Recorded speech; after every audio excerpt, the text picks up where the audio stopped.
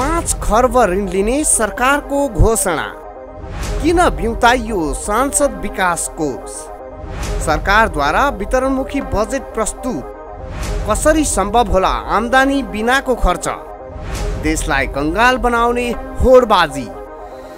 कंगाल मुलुकको महत्त्वाकांक्षी बजेट विशेष। The news review.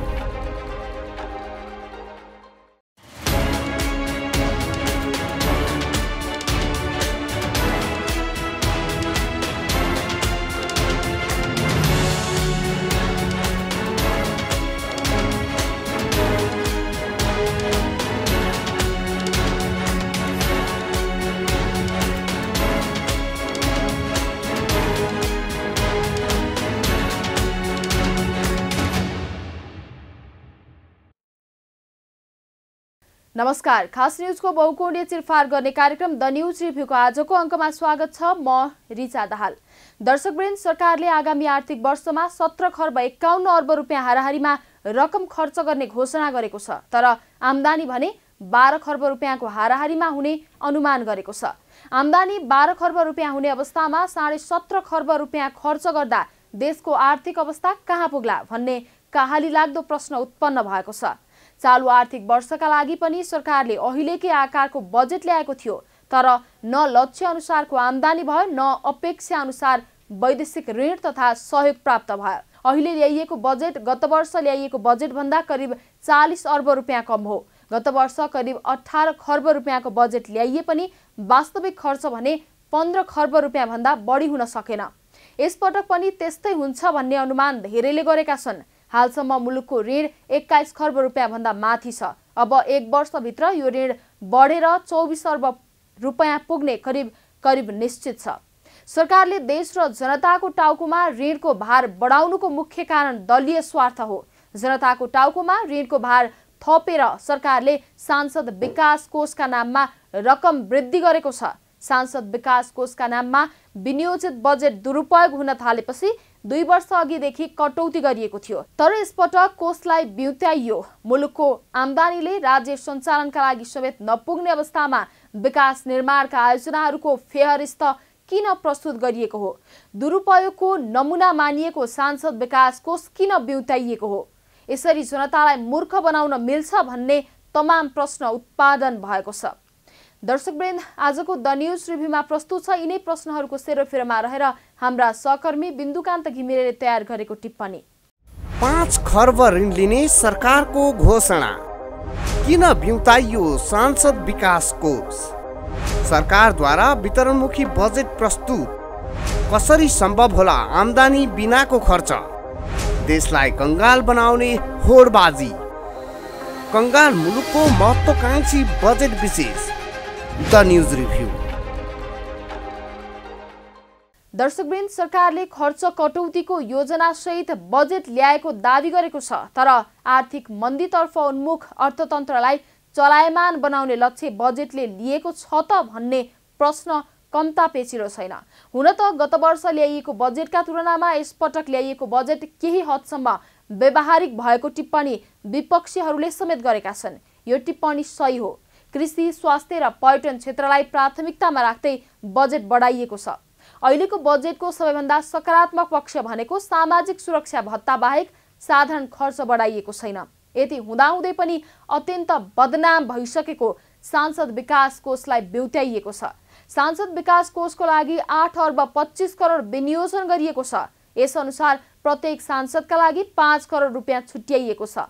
यो प्रकरणमा अर्थमन्त्री डाक्टर प्रकाश शरण महत भन्दा पनि सांसदहरू बढी दोषी छन्, किनकि सांसद विकास कोषलाई नबिउत्याउन अर्थमन्त्री डाक्टर महतले अन्तिम अवस्थासम्म भरमग्दुर प्रयास गर्नुभएको थियो। तर सांसदहरूले आफ्नो पार्टी मार्फत निकै चर्को दबाब दिएकै हो।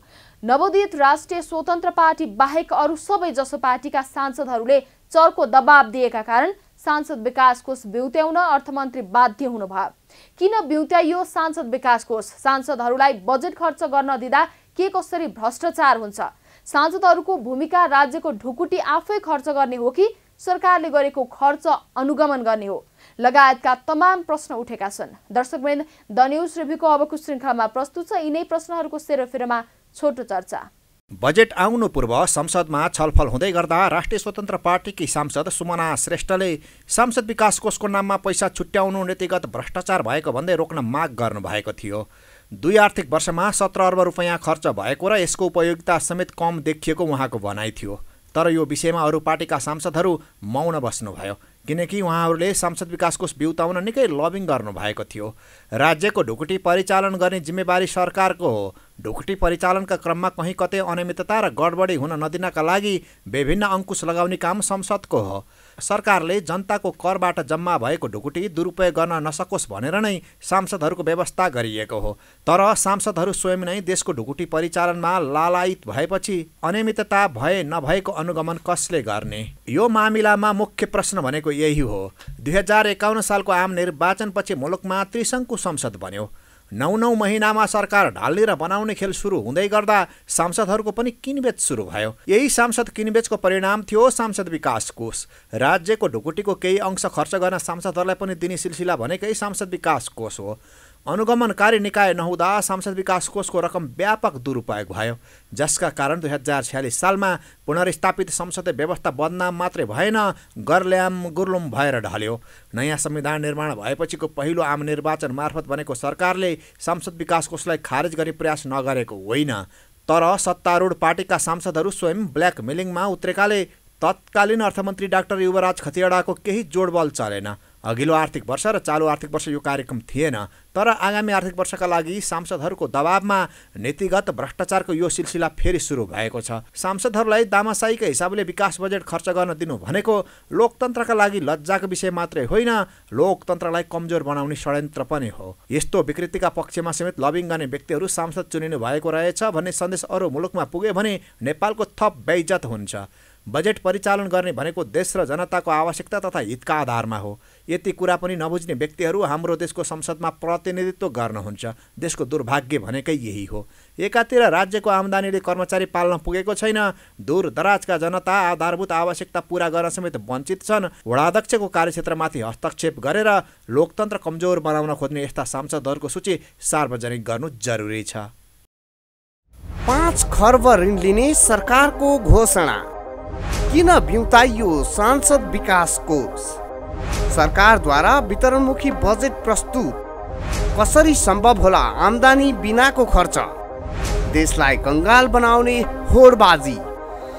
कंगाल मुलुकको महत्त्वाकांक्षी बजेट विशेष द न्यूज रिभ्यू। दर्शकवृन्द, अर्थमन्त्री डाक्टर प्रकाश शरण महतद्वारा प्रस्तुत गरिएको बजेटमा सरकारले ज्येष्ठ नागरिक भत्ता लगायत सामाजिक सुरक्षाका कार्यक्रमका लागि 1,57,73 करोड विनियोजन गरेको छ। हाम्रो देशमा विकास निर्माणका कामहरू थुप्रै बाँकी छन्। राज्यको आम्दानी थोरै छ। आफ्नो आम्दानीबाट केही रकम बचाएर विकास निर्माणका काम अघि बढाउनु सरकारको मुख्य दायित्व हो। तर हाम्रो मुलुक उल्टो दिशामा अघि बढेको छ। एकातिर विकास निर्माणका लागि बजेट छैन, अर्कातिर विदेशीसँग ऋण लिएर सामाजिक सुरक्षा भत्ताका नाममा सरकारले रकम बाँडिरहेको छ। आवश्यकताका लागि भन्दा पनि भोटका लागि रकम वितरण गर्ने गलत हो। होडबाजी सुरु भएको छ। आफू सरकारमा रहेका बेला राज्यलाई ऋणको बोझ बढाएर पैसा बाँड्ने र त्यसै बापत चुनावमा भोट लिने खेलमा राजनीतिक दलहरू देखिएका छन्। आम्दानी बिना रकम बाँड्ने होडले देशलाई कहाँ पुर्याउला त? दर्शकवृन्द, द न्यूज रिभ्यूको अबको श्रृङ्खलामा प्रस्तुत छ देशलाई टाट पल्टाउने होडबाजीका सन्दर्भमा छोटो टिप्पणी। वितरणमुखी बजेट ल्याएर मुलुकको अर्थतन्त्र तहस नहस पार्न थालिएको 2051 सालमा गठित मनमोहन अधिकारी नेतृत्वको एमालेको अल्पमतको सरकारको पालादेखि हो। त्यो सरकारले 75 वर्ष उमेर माथिकालाई मासिक 100 रुपैयाँ वृद्ध भत्ता दिने निर्णय गरेको थियो। त्यही निर्णयका आधारमा एमाले पार्टीले जनमत बटुल्न थालेका कारण त्यसपछिका सरकारले यो विकृति अन्त्य गर्ने आँट गरेनन्, उल्टो यो विकृतिलाई थप्दै लगे। भत्ता बढाउने र उमेर हद घटाउने होडबाजी नै चल्यो। यही होडबाजीले मुलुक कंगाल हुँदै गएको छ। आर्थिक नीति र कार्यान्वयनको अवस्थालाई यथावत राख्ने हो भने मुलुक टाँट पल्टन धेरै वर्ष लाग्दैन भन्ने कुरा चालु वर्षको आर्थिक सर्वेक्षणले पुष्टि गरेको छ। आगामी आर्थिक वर्षको बजेट प्रस्तुत हुनुभन्दा अघिल्लो दिन अर्थात् आइतबार अर्थमन्त्री डाक्टर प्रकाश शरण महतले प्रस्तुत गरेको चालु वर्षको आर्थिक सर्वेक्षणको सङ्केत ज्यादै डरलाग्दो छ। चालु आर्थिक वर्षमा मुलुकका प्राय सबै सूचक अङ्कहरू निराशाजनक छन्। राज्यको कुल ऋण 21 खर्ब रुपैयाँ नागेको छ। यो भनेको प्रत्येक नेपालीको टाउकोमा 73,000 रुपैयाँ भन्दा बढी हो। राज्यको आम्दानीले साधारण खर्च धान्न सक्ने अवस्था नरहेकाले विकास निर्माणका काम गर्न ऋण लिनुपर्ने बाध्यता उत्पन्न भएको छ। राज्यको लगानीमा स्थापित प्राय संस्थानहरू घाटामा छन्। ती संस्थानहरूको घाटा पूर्तिका लागि समेत ऋण लिनुपर्ने बाध्यता छ। रोजगारी वृद्धि निराशाजनक छ। रोजगारी वृद्धिका लागि राज्य आफैले लगानी गर्न सक्ने अवस्था छैन। निजी क्षेत्रको लगानी खासै आकर्षित हुन सकेको छैन। चालु आर्थिक वर्षको यो अवधिमा विकास बजेट 40% पनि खर्च हुन सकेको छैन। विकास बजेट खर्च हुन नसक्नु भनेको आगामी वर्षहरूमा पनि राज्यको आम्दानी बढ्न नसक्ने सङ्केत हो। एकातिर जलविद्युत बाहेकका स्वदेशी उत्पादन वृद्धि ज्यादै निराशाजनक छ भने अर्कोतिर उपभोगमा वृद्धि भएको छ, जसका कारण व्यापार घाटा कहाली लाग्दो रूपमा बढेर गएको छ। मुलुकको आर्थिक अवस्था जर्जर हुँदै जानुमा नीतिको दोष हो कि कार्यान्वयन पक्षमा रहनेहरूको दोष हो भन्ने विषयमा सर्वदलीय समीक्षासहित राष्ट्रिय सहमति आवश्यक देखिएको छ। सरकारी स्वामित्वमा सञ्चालित संस्थानहरू प्रायजसो घाटामा किन छन् भन्ने प्रश्नको सही उत्तर खोज्यो भने मात्रै पनि धेरै समस्या समाधान गर्न सकिन्छ। दुग्ध विकास संस्थान घाटामा छ। यता निजी क्षेत्रका डेरी व्यवसायीहरूले मजाले मुनाफा कमाइरहेका छन्। नीतिको दोष हो कि कार्यान्वयनकर्ताको दोष हो त यो? अर्को उदाहरणका रूपमा नेपाल विद्युत प्राधिकरणलाई लिन सकिन्छ। वार्षिक 7 अर्ब रुपैयाँ घाटामा रहेको नेपाल विद्युत प्राधिकरण कुलमान घिसिङले नेतृत्व सम्हालेको 3 वर्ष बित्दा नबित्दै वार्षिक 11 अर्ब रुपैयाँ नाफा गर्ने अवस्थामा पुग्यो। त्यसैले आर्थिक नीतिमा केही त्रुटिहरू होलान्, तर मुख्य दोष कार्यान्वयन तहमा रहनेहरूकै हो। यसैगरी चालु वर्षको आर्थिक सर्वेक्षण प्रतिवेदनले दिएको अर्को खतरनाक सङ्केत हो ठूलो आर्थिक विषमता। उदाहरणका लागि चालु आर्थिक वर्षको समीक्षा अवधिमा नेपालमा जे जति उद्योग दर्ता भएका छन् तीमध्ये 70% बागमती प्रदेशमा मात्रै दर्ता भएका छन्। कर्णाली र सुदूरपश्चिम प्रदेशमा नगण्य छन्। यसैगरी समीक्षा अवधिमा भएको वैदेशिक लगानी मध्ये 22% अंश बागमती प्रदेशमा मात्रै छ।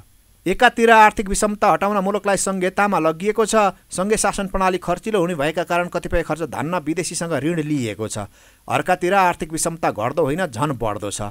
वितरणमुखी बजेटका कारण विकासका भौतिक पूर्वाधार निर्माणका लागि पुँजी अभाव भएको हो भन्ने यथार्थता सबैलाई थाहा छ। तर दलीय स्वार्थका लागि यो महारोगको अन्त्य गर्ने साहस कुनै पनि सरकारले गर्न सकेको देखिँदैन। 5 खर्ब ऋण लिने सरकारको घोषणा। किन बिउताइयो सांसद विकास कोष? सरकारद्वारा वितरणमुखी बजेट प्रस्तुत। कसरी सम्भव होला आम्दानी बिनाको खर्च? देशलाई कंगाल बनाउने होडबाजी। कंगाल मुलुकको महत्त्वाकांक्षी बजेट विशेष द न्यूज रिभ्यू। दर्शकवृन्द, अर्थमन्त्री डाक्टर प्रकाश शरण महतले आगामी आर्थिक वर्षका लागि 17 खर्ब 51 अर्ब 31 करोड रुपियाँ बराबरको बजेट पेश गर्नु भएको छ। आगामी आर्थिक वर्ष राजस्व आम्दानी अनुमान 12 खर्ब 48 अर्ब 62 करोड रुपियाँ राजस्व आम्दानी हुने अनुमान गरिएको छ। पहिलो कुरा त अनुमानित आम्दानी भन्दा 5 खर्ब रुपियाँ अर्थात् 30% बढी बजेट विनियोजन गरिएको छ। दोस्रो कुरा, यो वर्ष राज्यको आम्दानी 10 खर्ब पनि नपुगेको अवस्थामा आगामी आर्थिक वर्ष 12 खर्ब 49 अर्ब रुपियाँ कसरी पुग्ला भन्ने प्रश्न कम पेचिलो छैन। यसैगरी साधारण खर्च अर्थात् तलब भत्ताका लागि 11 खर्ब 41 अर्ब 78 करोड रुपियाँ छुट्याइएको छ भने ऋणको सावा ब्याज तिर्न 3 खर्ब 7 अर्ब 45 करोड रुपियाँ छुट्याइएको छ। विकास खर्चका लागि 3 खर्ब 2 अर्ब रुपियाँ विनियोजन गरिएको छ। तर विकास खर्चका लागि छुट्याइएको रकमको स्रोत नै छैन। 12 खर्ब 49 अर्ब रुपियाँ आम्दानी हुने अनुमान गरिएको छ भने तलब भत्ता, पेन्सन तथा ऋणको ब्याज तिर्न मात्रै करिब 14 खर्ब 48 अर्ब रुपियाँ छुट्याइएको छ। राज्यको आम्दानी 12 खर्ब 80 अर्ब रुपियाँ हुने तर तलब भत्ता, पेन्सन तथा ऋणको सावा ब्याज तिर्न करिब 14 खर्ब 48 अर्ब हुने अवस्थालाई सामान्य रूपमा लिन मिल्दैन। यस्तो हिसाबले देश चलेर कसरी समृद्धिको सपना पूरा होला? आम्दानी हुन सक्ने आधार बलियो छैन, खर्च त भइ नै हाल्छ। वैदेशिक र आन्तरिक गरी करिब 5 खर्ब रुपियाँ ऋण लिने भनिएको छ, तर विकास बजेट 3 खर्ब 2 अर्ब रुपियाँ विनियोजन गरिएको छ। बाँकी 2 खर्ब ऋण तलब भत्ताका लागि लिन लागि प्रश्न छ। ऋण लिएर तलब भत्ता खानु उचित हो त भन्ने प्रश्न कम पेचिलो छैन। जब तलब भत्ता, पेन्सन तथा ऋणको ब्याज तिर्न समेत राज्यको आम्दानीले पुग्दैन भने विकास निर्माण केले गर्ने भन्ने प्रश्न गम्भीर छ। तर विकास निर्माणका लागि भन्दै थुप्रै आयोजनामा बजेट छुट्याइएको छ। यो बजेटको स्रोत के हो? ऋण लिएर विकास बजेटको परिपूर्ति गर्ने भनिएको छ, तर ऋण पाउने ग्यारेन्टी छैन। यस्तो हचुवा बजेट किन ल्याइयो त? दर्शकवृन्द, द न्यूज रिभ्यूको अबको श्रृङ्खलामा प्रस्तुत छ अत्यन्त गैर जिम्मेवार भएर हचुवा बजेट ल्याइएको कारणका सन्दर्भमा छोटो चर्चा। 2051 सालमा नेकपा एमालेको अल्पमतको सरकारले मासिक 100 रुपियाँ वृद्ध भत्ता बाँड्ने निर्णय गरेता देशको ढुकुटी रित्तिन सुरु भएको हो। त्यस बेलासम्म साधारण खर्च र विकास खर्चको रकम हाराहारीमा थियो। वृद्ध भत्ता बाँडेकै कारण एमाले लोकप्रिय भएको बुझाइ अन्य पार्टीहरूको पनि रह्यो, जुन कुरा स्वाभाविकै थियो। त्यसपछिका हरेक सरकारले वृद्ध भत्ता अतिरिक्त अन्य भत्ता पनि बाँड्न थाले। हुँदाहुँदा गत वर्षदेखि त वृद्ध भत्ता पाउने व्यक्तिको उमेर 70बाट घटाएर 68 वर्षमा झारियो। परिस्थिति यस्तोसम्म भएको छ कि राज्यको वार्षिक आम्दानी 10 खर्ब रुपियाँभन्दा बढी छैन, तर सामाजिक सुरक्षा भत्ताका लागि वार्षिक 1.5 खर्ब रुपियाँ खर्च हुन थालेको छ। राज्यले सामाजिक सुरक्षा भत्ता दिनै हुँदैन भन्ने होइन, तर कस्तालाई दिने भन्ने मापदण्ड जरुरी हुन्छ। जसको आर्थिक अवस्था अत्यन्त कमजोर छ, काम गर्न नसक्ने गरी जो अशक्त छ, उसलाई संरक्षण गर्नु राज्यको दायित्व हो। तर त्यो दायित्वबाट राज्य पुरै पन्छिएको छ। उमेर बढ्दै जाँदा मान्छे अशक्त हुँदै जान्छ। त्यसैले उमेरलाई आधार बनाएर सामाजिक सुरक्षा भत्ता प्रदान गर्नु नाजायज होइन। तर उमेरलाई आधार बनाउँदा मापदण्ड तोक्ने कि नतोक्ने भन्ने प्रश्न निकै महत्त्वपूर्ण छ। 100 वर्ष नागेका व्यक्ति र 70 वर्ष समेत नपुगेका व्यक्तिलाई एउटै डालोमा राखेर दामासाहीको हिसाबले सामाजिक सुरक्षा भत्ता प्रदान गर्नु भनेको देश र जनतामाथिको धेरै ठुलो अपराध हो। केही अपवाद बाहेक 70 वर्षसम्मको उमेर भनेको मजाले काम गर्न सक्ने उमेर हो। तर 80 वर्ष कटेपछि मान्छेले चाहेर पनि काम गर्न सक्दैन। आफ्नो हातमा डडु पुण्य छ भन्दैमा राज्यको ढुकुटीमाथि यति गम्भीर अपराध गर्न मिल्छ कि मिल्दैन? त्यसैगरी हाम्रो मुलुकको सरकारमा रहनेहरूका आँखा छन् तर देख्दैनन्, कान छन् तर सुन्दैनन्, दिमाग छ तर चल्दैन भन्ने कुराको अर्को ज्वलन्त उदाहरण पनि छ। यो ज्वलन्त उदाहरण हो आफ्नो शरीरको समेत हेरचाह आफै गर्न नसक्ने, खानेकुरा समेत अरूले खुवाइदिनु पर्ने वर्गका अति अशक्त वर्गमाथि गरिएको सौतेनी व्यवहार। राज्यको तथ्याङ्क अनुसार हाम्रो मुलुकमा करिब 35,000 नागरिक यस्ता छन् जसका हातखुट्टा समेत चल्दैन। खाना खुवाइदिनेदेखि लिएर दिशा पिसाब गराइदिनेसम्मका लागि अर्कैको सहारा चाहिन्छ। उनीहरूका लागि 24 घण्टा अर्को व्यक्ति खडा रहनुपर्छ। यो वर्गप्रति राज्यले आफ्नो दायित्व बिर्सिएको छ। तर त्यो वर्गका नागरिकका लागि भन्दा 70 वर्ष उमेर समेत नपुगेका आफै काम गरी खान सक्ने धनी व्यक्तिलाई राज्यले बढी मासिक भत्ता उपलब्ध गराउनु उचित हो त? यो प्रश्नको छिनोफानो नगरिनु गम्भीर लापरवाही हो। एकातिर देशलाई ठुलो ऋणको भार बोकाएर सामाजिक सुरक्षा भत्ता वितरण गर्नु, अर्कोतिर अति अशक्तहरूलाई व्यवस्था गर्नु सामान्य लापरवाही चाहिँ अवश्य होइन। 5 खर्ब ऋण लिने सरकारको घोषणा किन बिउताइयो सांसद विकास कोष? सरकारद्वारा वितरणमुखी बजेट प्रस्तुत कसरी सम्भव होला? आम्दानी बिनाको खर्च, देशलाई कंगाल बनाउने होडबाजी, कंगाल मुलुकको महत्त्वाकांक्षी बजेट विशेष। The news review. दर्शकवृन्द, विकास निर्माणका लागि मात्रै होइन, तलब भत्ताका लागि समेत ऋण लिनुपर्ने अवस्थामा मुलुकलाई पुर्याइएको रहेछ भन्ने कुरा बजेट वक्तव्यले पुष्टि गरेको छ।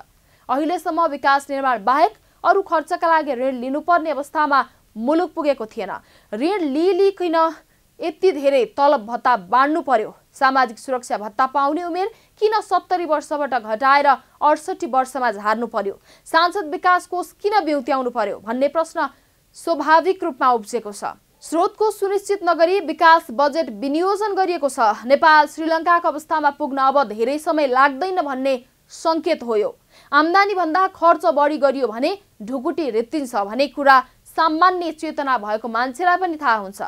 जानाजान मुलुकको अर्थतन्त्र टाट पल्ट्याउन लागि हो। आफ्नो तलब भत्ता तथा सुविधामा मात्रै आँखा गाड्नेहरू राज्यको नीति निर्माण तहमा हुनु मुलुकका लागि ठूलो दुर्भाग्य हो। हचुवाका भरमा नागरिकलाई भत्ता बाँड्ने देशलाई कसैले ऋण पत्याउँदैन। त्यसको उदाहरण क्युबा, उत्तर कोरिया, ग्रिस, भेनेजुएला लगायतका देशहरू हुन्। दर्शकवृन्द, द न्यूज रिभ्यूको आजको प्रसङ्ग यति नै। तपाईँ न्यूज नेपाल टेलिभिजनको प्रसारण युट्युब र फेसबुकमा पनि प्रत्यक्ष हेर्न सक्नुहुनेछ। आजको प्रस्तुतिबाट हामी सबैलाई बिदा दिनुहोस्। हेर्दै गर्नुहोला न्यूज नेपाल टेलिभिजन। नमस्कार। 5 खर्ब ऋण लिने सरकारको घोषणा किन बिउताइयो सांसद विकास कोष? सरकारद्वारा वितरणमुखी बजेट प्रस्तुत कसरी सम्भव होला आम्दानी बिनाको खर्च? देशलाई कंगाल बनाउने होडबाजी। कंगाल मुलुकको महत्त्वकांक्षी बजेट विशेष द न्यूज रिभ्यू।